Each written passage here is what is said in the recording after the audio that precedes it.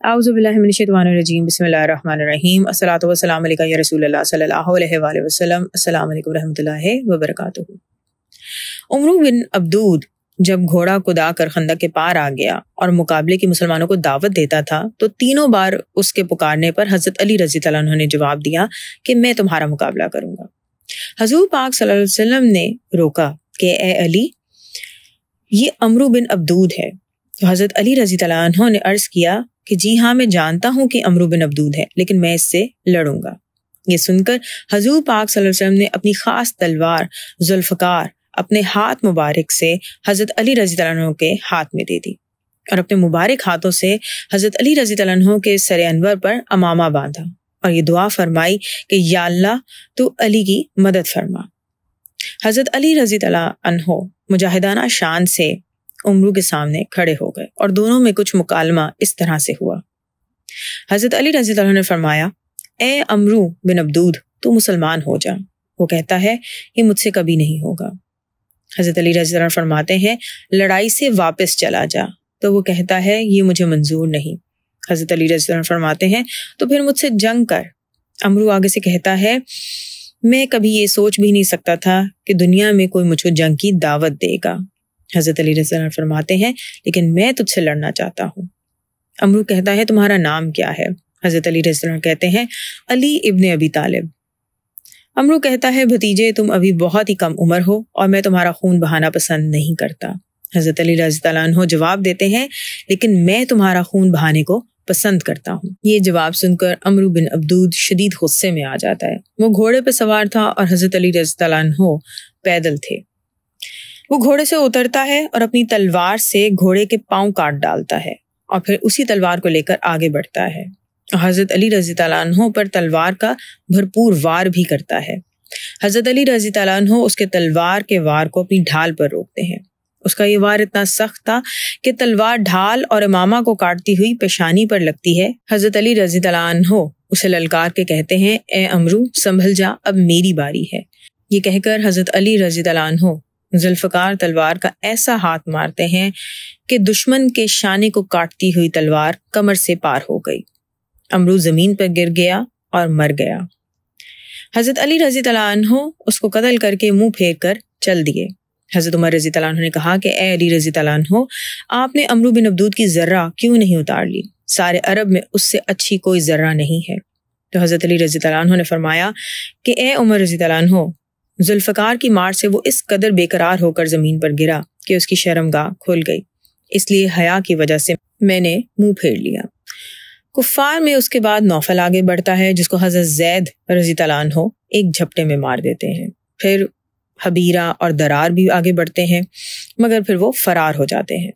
کفار کے بہت سے ایسے گھڑ سوار جو خندق کو پار کر گئے تھے وہ خوف سے بھاگ جاتے ہیں۔ کہا جاتا ہے کہ ابو جہل کا بیٹا اکرمہ تو اس قدر بدحواس ہو گیا کہ اپنا نیزہ پھینک کر بھاگا اور خندق کو پار کر کے ہی اس نے دم لیا۔ بعض تاریخ دان کا یہ بھی کہنا ہے کہ نوفل کو حضرت علی رضی اللہ عنہ نے قتل کیا، اور بعض نے یہ کہا کہ نوفل حضور پاک صلی اللہ علیہ وسلم پر حملہ کرنے کی غرض سے جب اپنے گھوڑے کو خندق کے پار لے جانے لگا تو خود ہی خندق میں گر پڑا اور اس کی گردن ٹوٹ گئی اور وہ مر گیا۔ بہرحال کفار نے 10,000 درہم میں اس کی لاش کو واپس لینا چاہا تاکہ وہ اس کو اعزاز کے ساتھ دفن کریں۔ حضور صلی اللہ علیہ وسلم نے رقم لینے سے انکار کر دیا اور ارشاد فرمایا کہ ہم کو اس لاش سے کوئی غرض نہیں، مشرکین اس کو لے جائیں اور دفن کر دیں، ہمیں اس پر کوئی اعتراض نہیں۔ اس دن کا حملہ بہت ہی سخت تھا۔ دن بھر لڑائی جاری رہی، دونوں طرف سے تیر اندازی اور پتھر بازی کا سلسلہ جاری رہا اور کسی مجاہد کا اپنی جگہ سے ہٹنا ناممکن تھا۔ خالد بن ولید نے اپنی فوج کے ساتھ ایک جگہ سے خندق کو پار کر لیا اور بالکل قریب ہی تھا کہ حضور صلی اللہ علیہ وسلم کے خیمے پر حملہ کرتا۔ حضرت اسید بن حضیر رضی اللہ عنہ نے اس کو دیکھ لیا اور 200 مجاہدین کو ساتھ لے کر دوڑ پڑے اور خالد بن ولید کے دستے کے ساتھ ٹکرا گئے اور خوب جم کر مقابلہ کیا کہ کفار کبھی بھی حضور صلی اللہ علیہ وسلم کے خیمے تک نہ پہنچ سکے۔ اس گھمسان کی لڑائی میں حضور پاک صلی اللہ علیہ وسلم کی نماز عصر قضا ہو گئی۔ بخاری شریف کی روایت ہے کہ حضرت عمر رضی اللہ عنہ جنگ خندق کے دن سورج غروب ہونے کے بعد کفار کو برا بھلا کہتے رہے اور حضور پاک صلی اللہ علیہ وسلم کی بارگاہ میں حاضر ہو کر انہوں نے عرض کیا کہ یا رسول اللہ صلی اللہ علیہ وسلم میں نماز عصر نہیں پڑھ سکا، تو حضور صلی اللہ علیہ وسلم نے فرمایا کہ میں نے بھی ابھی تک نماز عصر نہیں پڑھی۔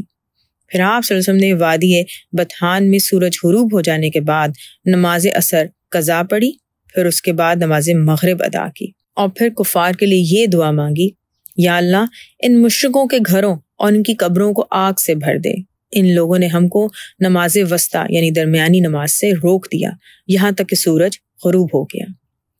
جنگ خندق کے دن حضور پاک صلی اللہ علیہ وسلم نے یہ بھی دعا فرمائی کہ اے اللہ، اے کتاب نازل فرمانے والے، جلد حساب لینے والے، تو ان کفار کے لشکروں کو شکست دے دے، اے اللہ ان کو شکست دے اور انہیں جھنجھوڑ دے۔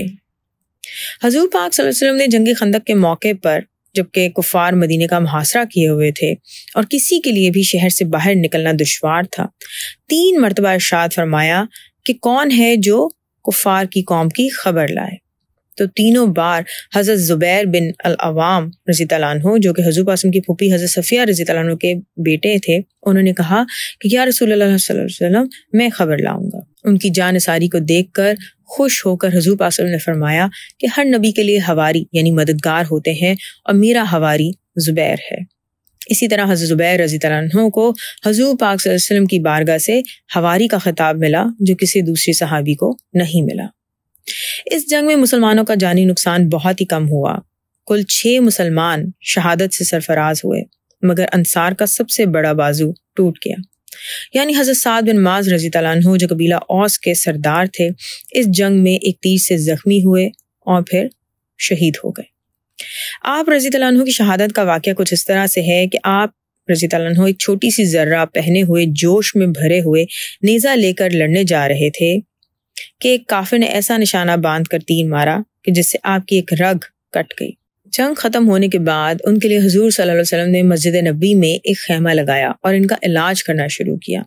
حضور پاک صلی اللہ علیہ وسلم خود اپنے دست مبارک سے ان کے زخم کو 2 مرتبہ داغ چکے تھے۔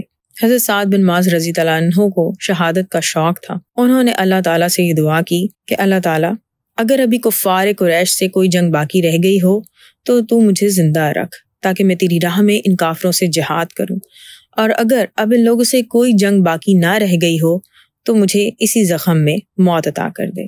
آپ رضی اللہ عنہ کی یہ دعا ابھی ختم ہی ہوئی تھی کہ آپ رضی اللہ عنہ کا زخم پھٹ گیا اور خون خیمے سے نکل کر بنی غفار کے خیمے میں پہنچ گیا۔